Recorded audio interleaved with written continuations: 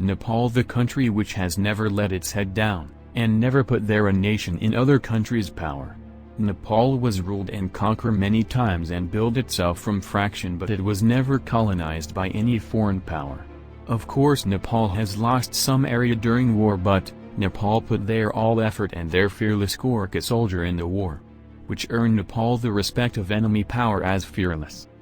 Today in this video we are going to talk about Nepal past history, so watch the video till the end, and don't forget to subscribe our channel. So let's begin our video. The Anglo Nepalese War, also known as the Gurkha War, fought between the Kingdom of Gurkha and East India Company, started on November 1, 1814. It ended with the Shigali Treaty in 1816, is considered as one of the most important treaties in the history of Nepal. During the war, Britain lost many troops, while Nepal lost not much. You can imagine from this how brave were Gurkhas. Only 70 soldiers including old peoples, children and around 30-40 adult, led by Bal Bahadur Kunwar, killed about 1,000 to 1,500 British at Nalapani, was part of Nepal, currently of India. Great Gurkha warrior fought at this place to defend Nepal. Even as native princely states of the subcontinent, such as those of the Marathas and the Sikhs, with whom the Gurkhalists were in close contact with, and had even attempted a possible alliance to overthrow the incipient East India Company, succumbed to the military might of the British. Nepal never colonized. Every Nepali will tell all with the claim that the British could never defeat Nepal in open warfare. The British continued, they argue, through subterfuge and intrigue, to attempt to bring Nepal into its fold, in which it failed, thereby leaving Nepal as the only nation to not be colonized. The study of history merits a different answer. There was little fear of British military intervention in Nepal from the moment the British acquired its newly conquered territories of Kumaon, Garhwal and parts of Sikkim after the Anglo-Gurkha War. The difficulties of a military expedition in the hills of Nepal were clear to the British. A 3-decade period of what historians have called peace without cordiality followed, but with the advent of the Ranas, Kathmandu's disposition towards the British noticeably changed from adversarial to acquiescent. The British had initially hoped to profit from the trade in Nepal. But subsequent to the war, and the Rana policy of appeasement, it did not need to intervene militarily to secure that either. It is imperative to first clarify the nature of British rule in the subcontinent, and how it varied from pre-existing state formations like that of the Gurkhas. What we today call the British Raj in the subcontinent consisted of 2 different territories, areas that were directly governed by the British, such as the province of Bengal, and princely states under British paramountcy, like in the Rajputana region of today's Rajasthan, which accepted British suzerainty but continued to be ruled by native rulers. When the British arrived in the subcontinent, they brought with them a European notion of sovereignty, including a novel conception of a nation-state's boundaries. For the British, a political boundary was a key feature of a nation-state's sovereignty, a clearly demarcated line that differentiated between territories. This was as alien to the Gurkhali political tradition as it was to other princely states of the subcontinent, where boundaries were fluid constructs defined by physical and geographic features.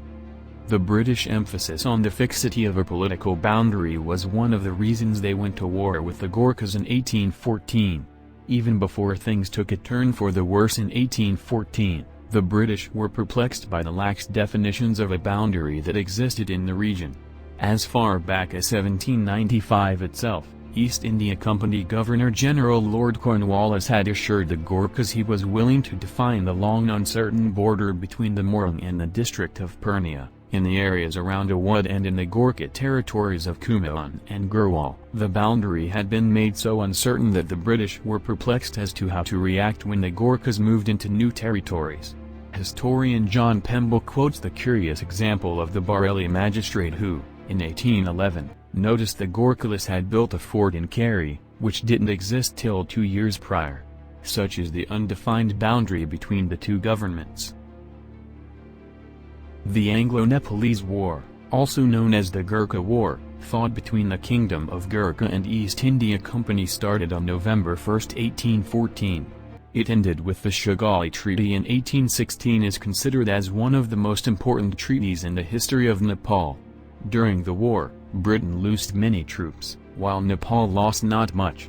You can imagine from this how brave were Gurkhas. Only 70 soldiers including old peoples, children in around 30-40 adult, led by Bal Bahadur Kunwar killed about 1,000 to 1,500 British at Nalapani was part of Nepal currently of India. Great Gurkha warrior fought at this place to defend Nepal.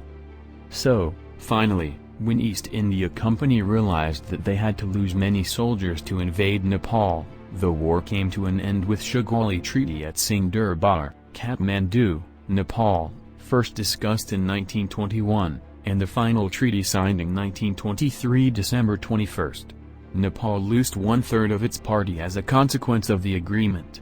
Britain was in search of cold places, so they took places such as Nalapani, Kumar, Gadwal, Darjeeling.